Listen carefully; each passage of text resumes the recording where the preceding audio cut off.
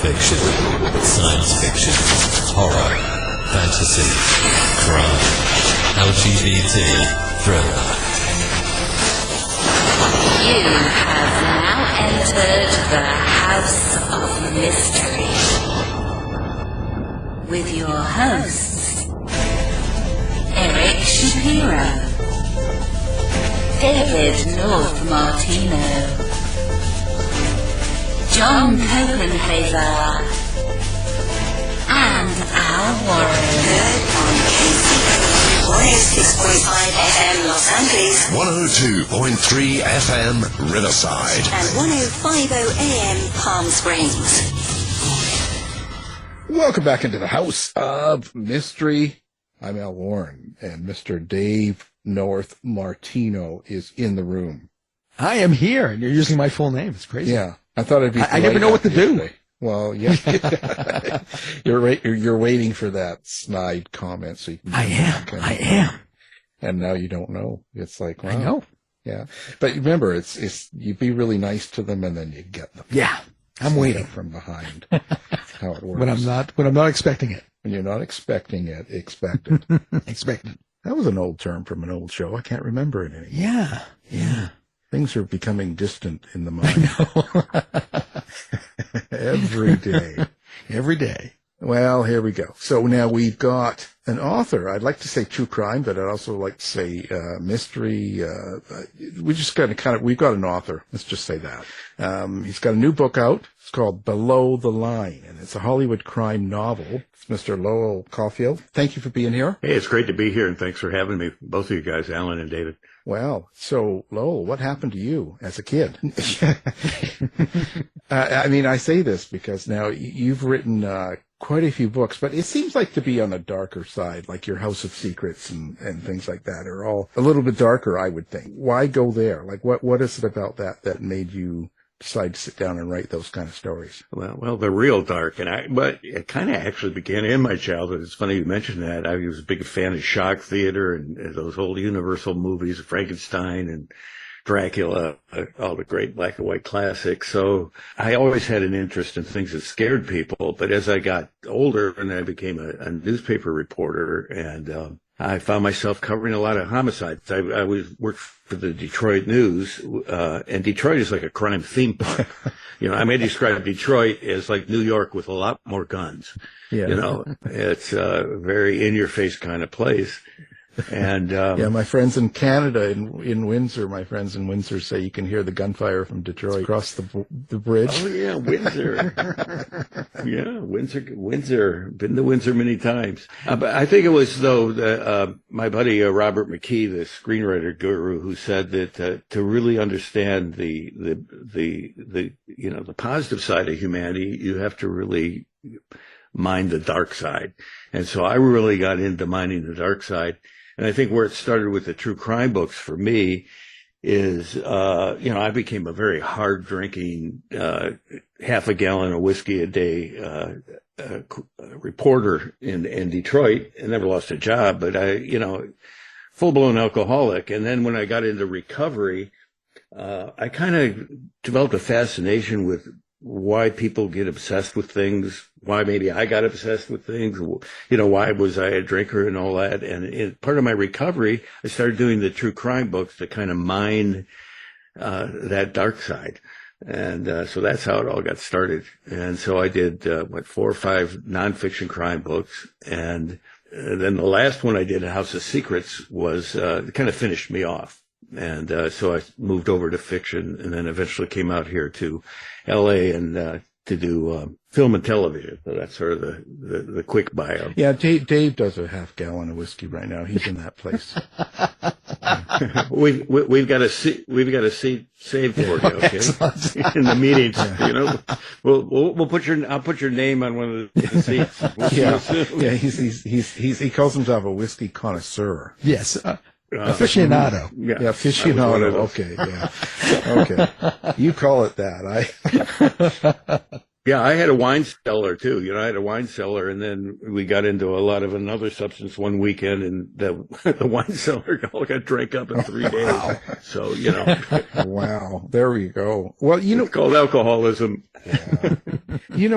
So House of Secrets was pretty deep, and I know that when I've written certain crime books, especially one, for me it was Murder Times 6 in my path. And that, yeah, I understand what you mean by you're finished with it. It's just too much.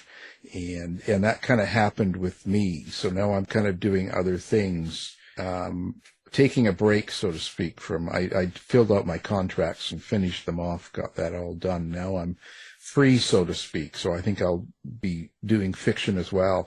So I know what you mean because I've been there. I didn't have a wine cellar, but I know what you mean by the dark side.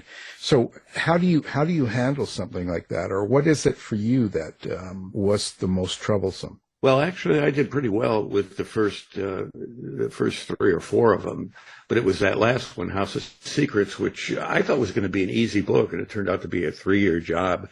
And that particular story, there was a patriarch down in Akron, Ohio. He had 13 kids, and he was creating a super race by having kids with his daughters, and they went on a cross-country crime spree, and he ordered his kids to kill people. And it just, I just kind of lost all, and I was sober. I mean, all my books I did sober. I dreamt about doing a lot of books drunk and never got one written, but when I got sober, I've done 9. But that particular story, I just lost all faith in humanity. The world looked like such a dark place after talking to all those kids and seeing what had happened in that particular story. And I became clinically depressed. I mean, I had to seek help. And I called, the funny thing is I told the publisher, I said, I tried to get out of the deal, even after 2 years of research. Said, I don't want to do this book. It's too messed up. It's too dark. It's too crazy. Nobody's going to buy it. And they said, well, you got to do it. And so I tried to write it, and I only got 29 pages out in 2 months, which is, I'm a 6 to 8 pages a day guy. And that's why I went and saw a physician, and he said, well, you got dysemia. It's a form of depression. And he put me on an antidepressant. And then I wrote the book in 2 months. I felt like I was climbing out of hell. I had to finish the book and get it to the publishers. So I sent it to the publishers, and back then we used to FedEx, the manuscript. I FedEx the manuscript. You remember that? We were just talking about that. Yeah. I called up my editor, Paul Dinas at Kensington. I said, I don't want to hear about this book. I don't want to see the cover. I'm done with it. I'm done with true crime. And the funny thing happened was, like a year and a half later, Google had just gotten really popular, and I Googled my own name, and I saw Lowell Cauffiel in the New York Times. I went like, wow, I haven't been in the Times in a while. I wonder what this is about. I went there, and I was on their paperback bestseller list. Once they'd gone to paperback, I called up the publisher, I called up Paul, and I said, Paul, I'm on the New York Times bestseller list. How come you didn't call me? And he said, you said you didn't want to hear anything. But yeah, that kind of finished me off, and I can't be in that kind of negative. I decided to start writing novels because I could affect the ending, and there could be redeeming qualities. In House of Secrets, there was nothing redeeming about the book, but people bought it like crazy. I think it's a 20-second printing. I mean, it's crazy how well it's sold. Yeah. Are you surprised with how popular, I guess would be a good word, and how fascinated society is, especially American society, with true crime and murder and all this gore and stuff? Like, they eat up all these books, they watch all these shows 24/7, like Nancy Grace is a poster child now. Are you surprised with how much people are drawn to this kind of dark stuff? I'm surprised it's kept going. I mean, when I was doing it, I was publishing it in hardcover, and my books are really in depth. I mean, I maybe covered the trial, but that's just the beginning. That's just like a Rolodex of who I need to talk to. And I find bigger themes about America and all these other things. And that's how you got up into hardcover. And then they stopped doing hardcovers and started doing a lot of paperback originals, and it kind of went the way of the Western. I thought, well, and then OJ was kind of like the last big story. And I thought, well, it's over with, and I'm going to move on too. But now I'm surprised at how it's ubiquitous in streaming and documentaries and all this. And I think that I believe the reason people read true crime is they're really examining themselves. They want to know the difference between themselves and these people that do these things. I mean, we all have the ability of anger, even rage, duplicity. We work as human beings on keeping that stuff in check. And I think that the reason people are fascinated with these stories is they want to see where the wheels came off. And in doing that, they can also pat themselves on the back, think, well, yeah, maybe I cheated on my wife, but I didn't go kill her. I mean, it's a self-affirming kind of thing to watch this stuff. Yeah. It's fascinating to me and how popular it really is. And it's just, it's inundated with all this stuff, negative stuff. So how did you build back into, getting to this new book? So you've got a new book out now. This is, not true crime. But I can tell by the sound of the book, there's a lot of elements in it that are true for you and for part of your life, bringing Detroit into it and stuff. How did this start for you, this book? Well, this is actually my first book in more than 20 years because I did a couple of novels back when I was living in Michigan, in the suburbs of Detroit after I'd moved out of the city. And I did a book called Marker. And Elmore Leonard was a good friend of mine. I was kind of influenced by him, his approach to doing fiction. He made crime fiction entertaining. And I like the idea of taking a crime story and making it entertaining. And the way it gets entertaining is you have characters that, particularly criminals who are kind of legends in their own mind. And, a great example of that is Get Shorty. You even see it in the film, So I gravitated towards that kind of style. But my daughter came out here. She was a graduate of the University of Michigan, musical theater graduate. She started doing film, and she did, some really big movies too, like Legally Blonde and Road Trip, and she was on the Carrie Show. And I was surfing the Great Lakes. Yes, you can surf the Great Lakes. And so I came out here I got an offer to adapt my first book, my first nonfiction book, Masquerade, to film. I thought, well, if I'm going to do that, I really ought to go to LA and maybe make some contacts. One thing led to another, and a particular agency found me and said, boy, you'd be a great show creator, creator of TV series. So I spent the next 20 years in that business. I sold half a dozen pilots, HBO, CBS. They didn't get picked up, but I made a decent living doing that. I also developed a film called Stockholm, starring Ethan Hawke. Came out a couple of years ago. It's about the Stockholm Syndrome, but it's based on the bank robbery in 1972 in Stockholm, Sweden. That created the term. So anyway, I had all these experiences in the west side of LA and Hollywood. And particularly when I first came here, coming from Detroit, Detroit is it's an in-your-face kind of place. You have a dispute with somebody, you can yell at them and they'll yell back and, well, have a nice day and whatever. Here you do that and the people call the police on you. It's a passive-aggressive culture here, at least on the west side. A very passive-aggressive, and the business is so much that way. People get offended really easy. You kind of tiptoe around. You're walking on eggshells a lot. There's a lot of strange things that go on. I remember I scared one of my first producers at Spelling Entertainment. They bought my shows, and one of the executives called up. My agent said, Lowell scares us, because I'm really direct. I came out of the news business, the Detroit news business, and So anyway, I had all these experiences over the period of 20 years in the business.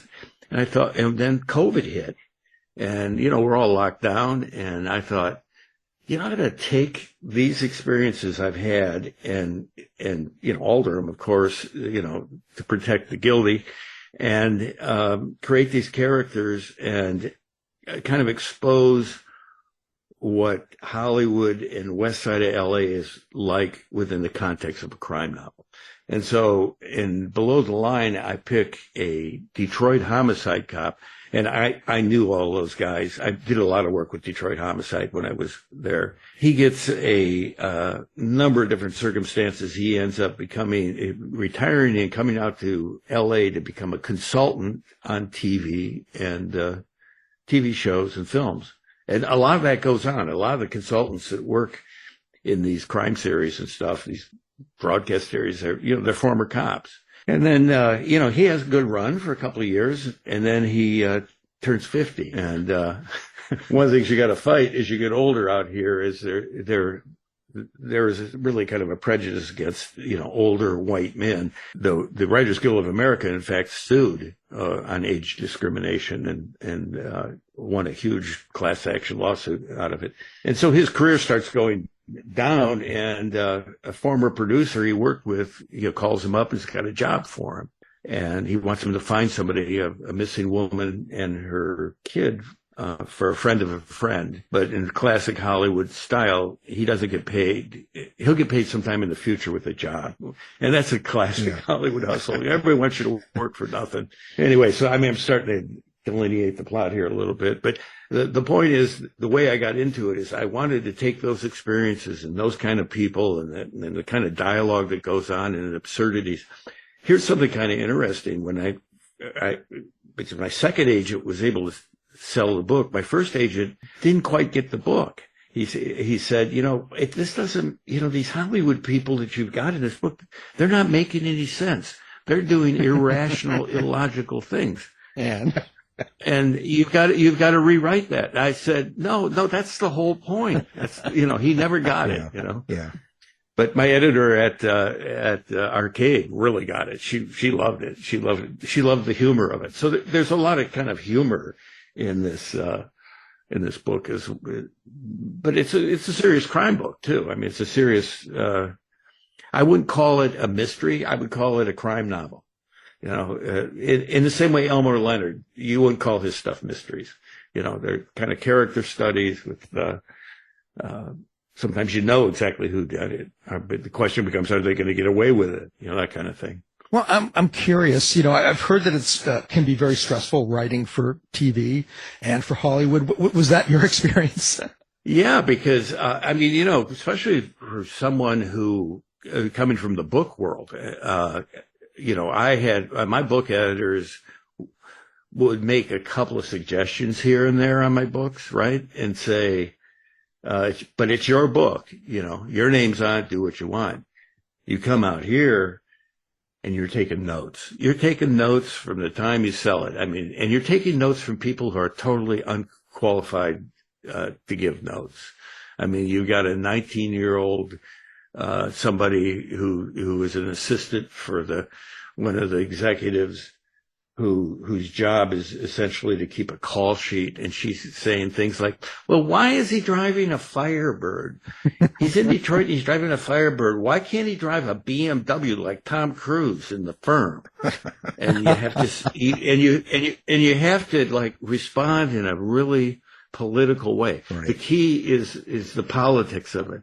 You want to say, you dumbass, it's because it's Detroit. They don't have BMWs. They had a sign in the parking lot. They had a sign in the parking lot of the United Auto Workers that says, if you are driving a Japanese car, park it in Tokyo. That sign is I think it's still up there. So, you have to deal with that. That's the stress. And it took me a while to be able to go, oh, that's to come back with something like, interesting note. Let me look into that. Yeah. And then do nothing. Yeah. So that's what's stressful. You're doing better than me. I keep getting into trouble. So, because I don't respond I got into well, trouble too. I don't respond well. I end up, if they catch me at the wrong day and the wrong time, all of a sudden I just sort of shoot out, and it's like, oh, everyone's shocked, and I'm getting the emails. You got to make sure your blood sugar is together. Okay, when you go in there and you meditate a little bit before you go into the meeting. I mean, I had a meeting with Phoenix Pictures and Mike Medavoy and a whole bunch of people there, and there was a director there, and they just worked me over, man, for like 7 hours. They brought out lunch, and they had lunch all in. And afterwards, the director came to me and says, "I don't know, how did you do that? How did you take that? I would have gotten a gun and started shooting everybody." That's what the director said. But they beat up the writers, The writer is the, if a film gets great reviews, it's the direction, And if it gets bad, it's like the writer, the script is bad, not the director, the script, that kind of stuff. For me, that's the hardest part. I've done some movie deals, and for me, the hardest part is like how you said, you have there's a lot of young people that have just no life experience, throwing things out and you just kind of roll your eyes going, what are you talking about? No, there's a line in Below the Line where Edwin Blake, the former homicide detective who's now a script consultant, he's talking about taking meetings, and he says he found himself after turning 50 taking meetings with either young women or gay men who looked at him as though he was a father and all the baggage that went with that. Yeah. Yeah. It's a whole different experience, but I guess what can you do? But then there's a David Chase. David Chase was in his 60s, I think, when he did The Sopranos. And, there's some people who get it. I did get to work with some cool people. I got to work with Michael Douglas, who one of my favorite people. We never sold the show, but I just had so much fun. He was at every pitch. He got it all. He was, he's a great artist. He was very supportive. I had good experiences too. Yeah. Oh, yeah. So, yeah. I got to do things that I never thought I'd ever be able to do. And some of the people, David Schwimmer, I worked with him. He was great. God, I think there's more than two. Yeah. Yeah.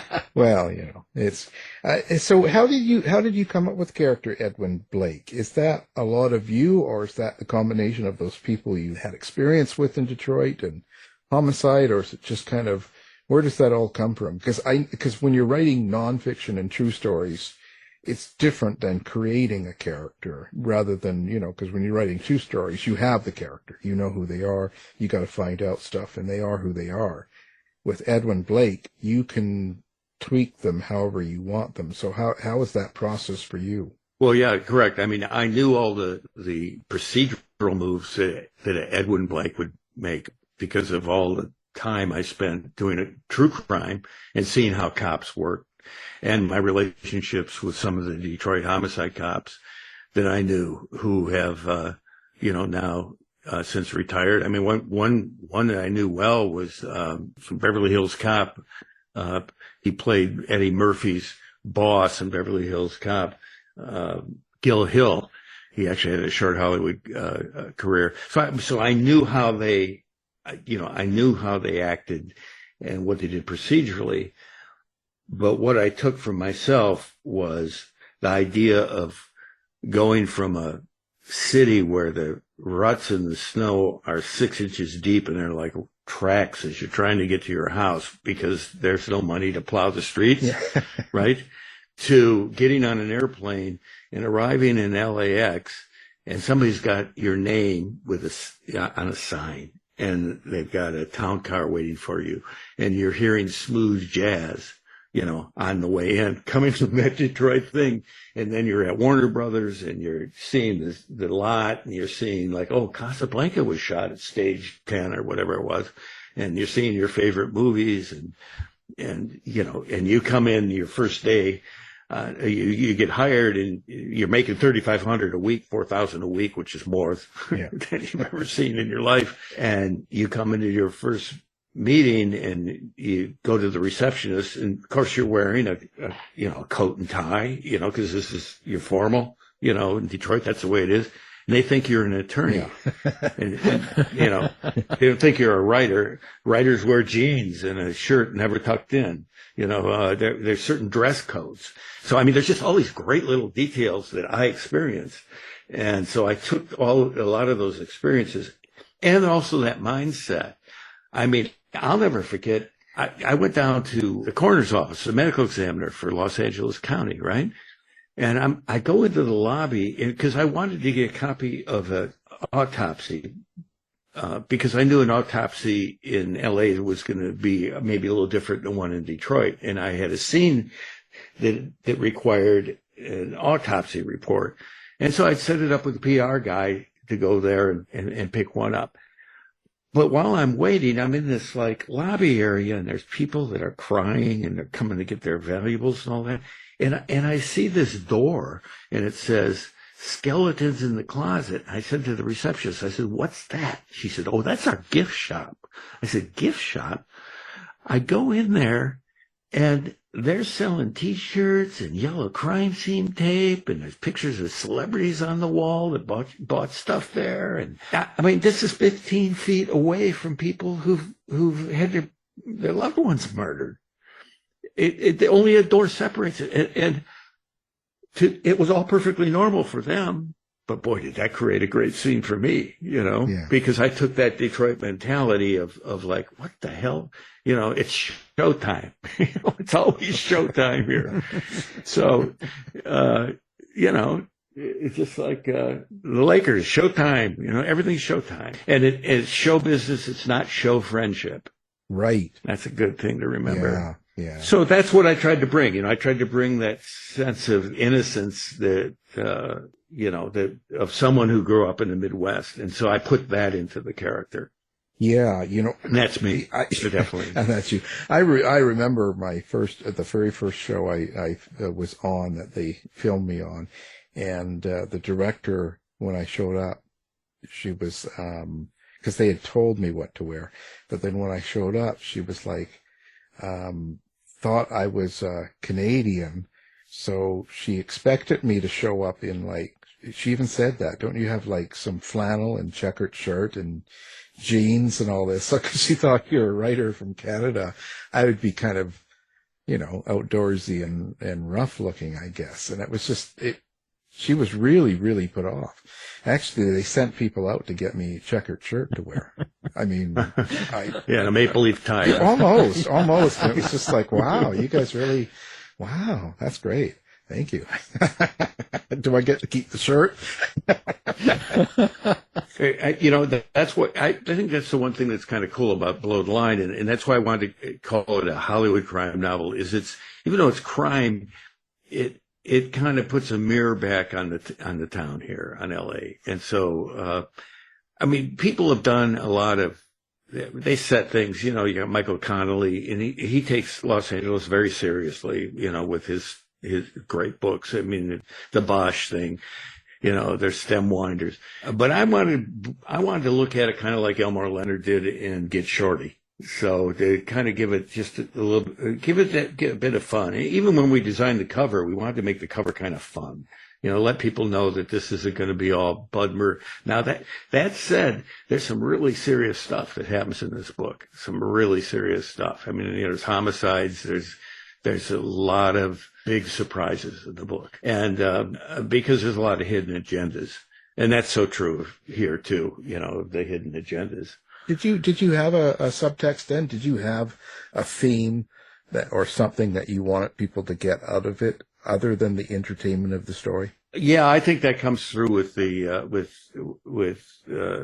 Edwin Blake's story spine. I mean, the inciting incident of the story is he gets offered to get a writing gig above the line if he can go find this woman and her daughter. And that's a job that's going to be in the future. The producer promises him that in the future. In fact, when he says to him, he says, well, typically that's kind of like a private investigator kind of thing. And that's typically I'd say about $700 a day. And the producer says, studio isn't giving me any money, Edwin. I don't have any money. The studio hasn't given me any money. Even though the guy's like driving, a Ferrari and all that. He's not going to spend his own money. So his inside the incident, he gets this job and he thinks that this job is going to get him back into the game, into the Hollywood game, because he's bitten on it after a couple of years of doing it. He's had so much.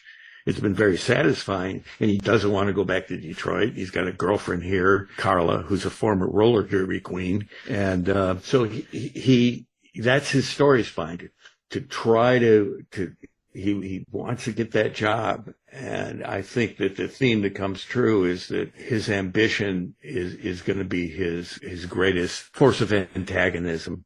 He's going to have to overcome his ambition and do the right thing in order to prevail. So it's if there's a theme, that's the theme.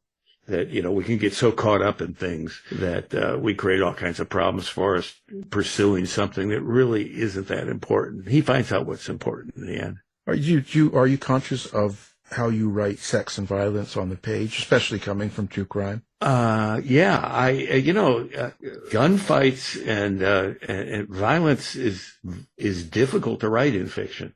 It really is. It's not, it's a lot easier in true crime because you can say you got autopsy reports and things like that. But in a novel, you're right there. You're in the scene. And you don't want to go too far. I mean, I like to kind of leave people leaning. It's like Hitchcock said that you want to leave people leaning. And what they meant by that is like they're taking a guy out of a car. Some thugs are going to take a guy out of the car and they're going to throw him off the cliff. The bad way to do it is they drag him to the cliff, they throw him off, and the camera sees him fall onto the rocks below. Hitchcock said the better way to do it is you see him struggling, you see his feet against the, stones, they're pulling him over there, and they toss him over the end, and you don't show the landing. And he says the whole audience comes out of their seats trying to look over the edge. And so that's kind of how I handle the violence. I take it right to the edge, and I think that's more effective than getting really graphic. Same with sex, same thing. Sex and death. That's we're in the sex and death business. Storytelling, aren't we? But those are the two tough things to write. Yeah. In fiction. Absolutely. So I'm very conscious of it. Also, love is another tough one. When somebody loves somebody. I mean, I rewrote there was a Bruce Willis movie called Fire with Fire, and I got called down there to rewrite Bruce's dialogue as a script doctor, and there were other parts that needed to be rewritten because the "I love you" was in that screenplay like 6 or 7 times, 5 times, and I told the producer, I says, you get to say it once, you say it once, it's effective, at a key moment. Same kind of thing. You got to be real careful with that. It can get syrupy or graphic. Absolutely. You want to kind of dance around it a little bit. Like, you know what? I mean, a novel, you're telling a giant lie. Okay. A novel is an immense giant lie, but why does it work? Because all the details are very truthful. I'm shocked when I see a TV show, like I saw a TV show where it was set in Detroit. I don't want to name it. And you got a homicide detective threatening a suspect with the death penalty. Michigan outlawed the death penalty in 1886. It was the first English-speaking government in the world to outlaw the death penalty. There hasn't been a death, there's no death penalty there. So, it's the little details. It's those little things that you've got to get right to tell the big lie of the novel. But what I find you also have to do is you got to give the reader room to visualize and imagine. And if you're too detailed and too graphic, you're taking that away from the reader. Fiction it's a mutual experience, not only the writer but the reader. I learned from Elmore, never really describe your people. I mean, you can give them some description, but let people kind of imagine what they look like. Fill it in. And also, another great Elmore Leonard principle is never start a book with weather. Never start a book with weather. He says, if a book starts with weather, I don't read it. because it's a cliche. It's a dark and stormy night. You know, it's just a variation of that. We- He was a big influence on me. You mentioned dialogue, and I'm always curious because not everybody they say like 50% of up to 50% of people don't have an inner monologue in their heads. They can't hear their thoughts. So I always get interested in how you create dialogue. Can you hear your characters? Can you hear your prose? Is that how you create, or do you do it some other way? Well, you know, there's two things. There's point of view. I never have more than 3 point of view characters in a novel because it just gets to be too much. But, you know, how they're thinking, there's that internal dialogue. But when it comes to actual dialogue, I write the dialogue and then I try to cut out as much as possible of the dialogue without losing what's being said. And also what's underneath the dialogue. What's the subtext? What are they really saying? You know, what emotion are they? And I learned that in screenwriting. Actually, that's one of the things in screenwriting that really transferred well back into novel writing for me. And it was very difficult to transfer back to novel writing from screenwriting. Where I had difficulty was getting into the internal dialogue, because after doing all of the TV show work and the screenplay work, you've got to show what somebody's feeling. You don't get to go into their head. You can't put a camera in between their ears, right? And so that was kind of difficult for me to get back into that novel point of view. And once I got it, but it's a point of view. Again, it's minimalist. Like you'll find it if you write like 4 sentences, 5 sentences of dialogue. If you go back and cut out everything that you could possibly cut out, it becomes much more punchy and much, much better. I mean, the great dialogue writers, you know, it all begins with Hemingway, you know, very minimalist. You know, there's no big long speeches in modern fiction, in most of it at least, hopefully. That's great advice. So what makes a good book for you? What is it that keeps you reading? You know, I don't read many books. People think that authors read a lot of books. And some do, but I don't, because I read a lot of nonfiction. I read a lot of research books, you know, like stories about cops, you know, stuff like that, things to pick up material. But to actually read a book, or I'll read like C.S. Lewis, you know, about morality and things like that. And people say, well, why aren't you reading a lot of other novels? It's for the same reason that a painter doesn't have the best painted house on a block. Because when you paint all day, the last thing you want to do is come home and paint. And when I'm writing a book, I'm in words, you know, for anywhere from 4 to 7 hours. In that process, the last thing I want to do is look at more words when I get, you know, I want to watch something stupid or something good on television. I want to be more passive. But what makes a good book for me, the books that I do like, how do you explain that? You know, I mean, and there are things like, you know, like Silence of the Lambs. I mean, that one I could not stop reading. Red Dragon. Thomas Harris, right? He's my hero. He wrote 3 books and he's probably worth millions. And he was done. 4 books. I think he did 4. He did, Black Sunday, I think was his first. It's gotta move. I don't like long chapters. I like short chapters. I like to be kind of hooked, you know, from chapter to chapter. Give me a reason to keep reading. Leave me leaning all the time. I like that kind of thing. That's about the best I can explain that. Older classics. I'm not a book critic. No, I sort of understand. Well, now I'm to the age where I'm listening to a lot of books because it hurts the eyes, but I'm more into listening to older classics myself. I'm trying to catch up in areas that I never had as a kid, but I know what you're saying. But I don't know how you can come home and watch something stupid. There's nothing stupid on TV. It's all good.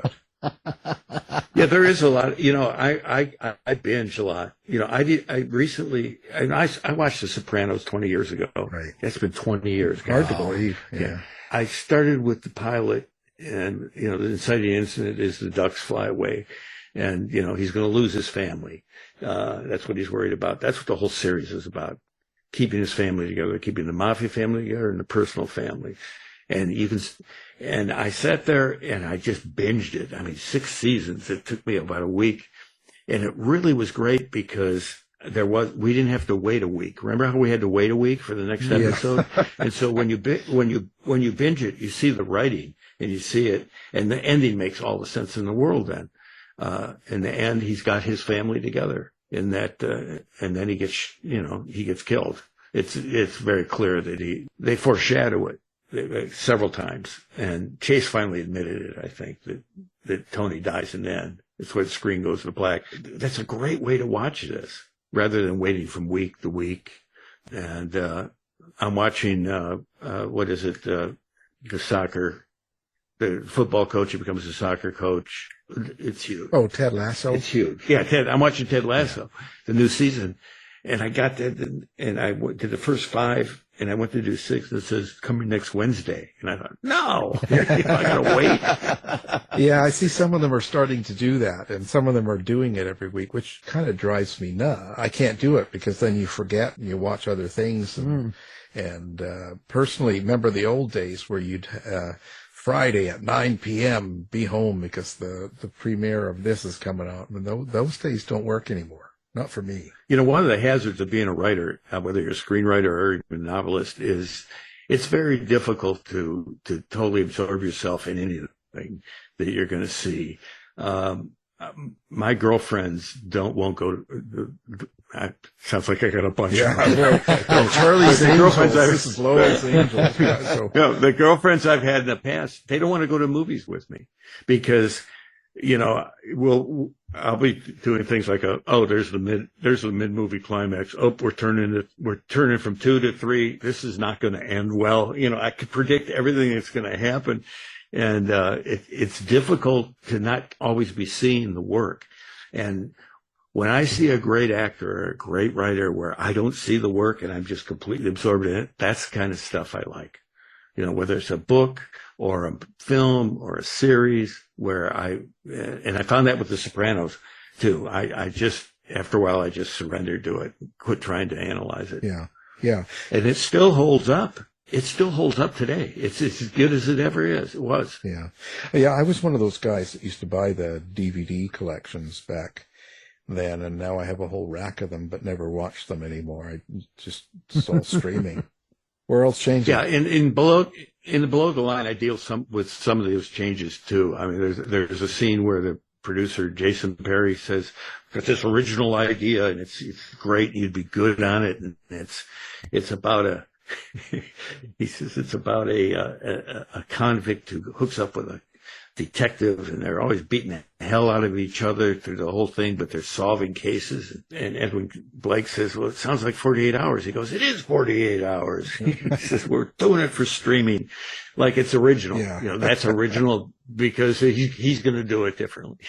But that's the kind of humor you're going to find in that book. Yeah. Well, I guess it's got to be tough in the sense of there's so much streaming now. There's so much need for product of shows and things that there's got to be a certain formula that writers use when they have to produce so much stuff so quickly and for so many channels. Like it's hard to, I guess it's a lot harder to get truly original pieces, I think, in that circumstance. Yeah, well, and they have writers' rooms, and you got like 5 or 6 other brains working trying to break a story. But then you look at like the Vikings series. Right. When that Viking series came out on History Channel, I thought it was like some schlocky thing or whatever. I didn't even watch it.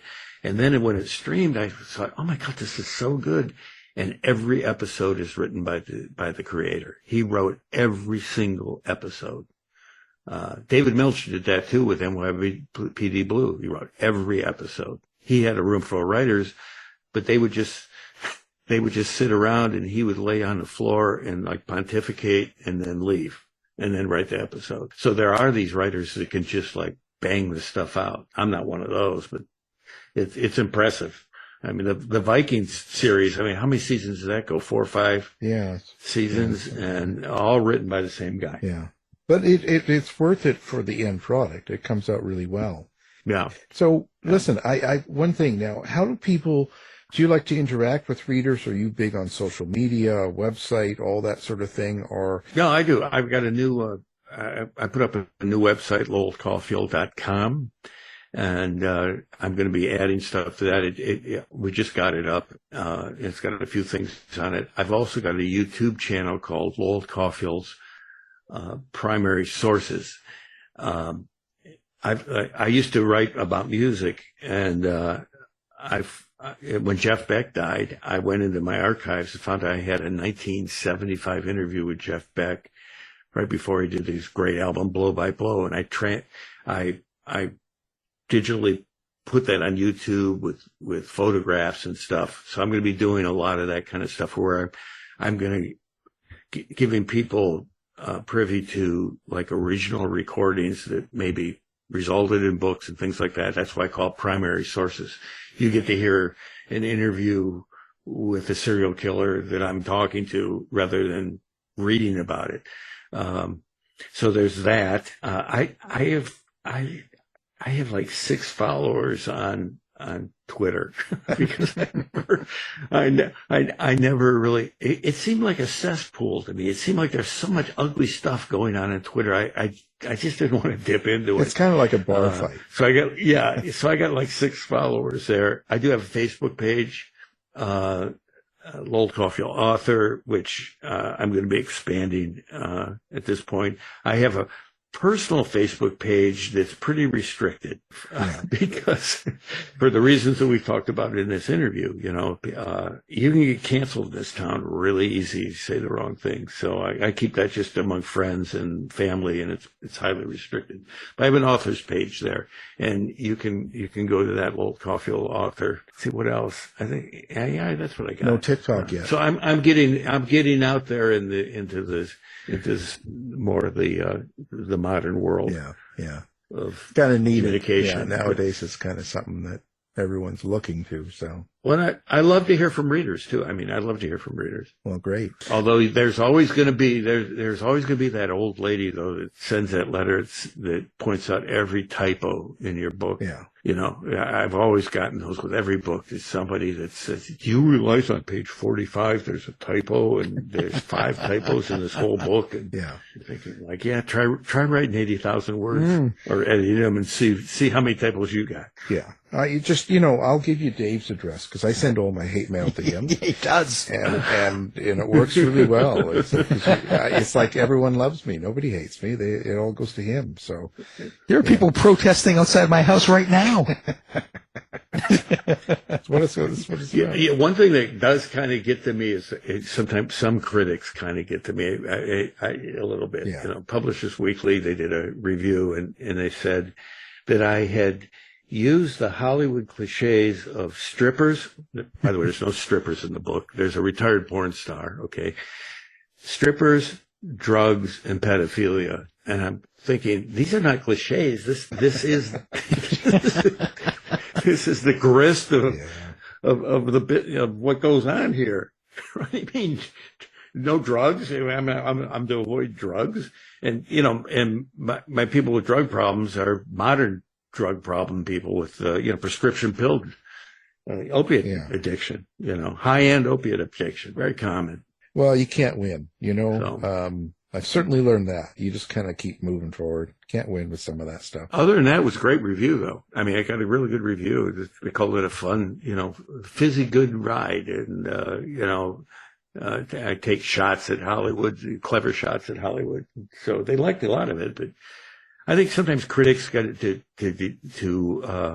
and I remember doing this when I was doing music criticism to make your credentials, you got to find something wrong, or otherwise you look like you're, puffing somebody. Right. Yeah.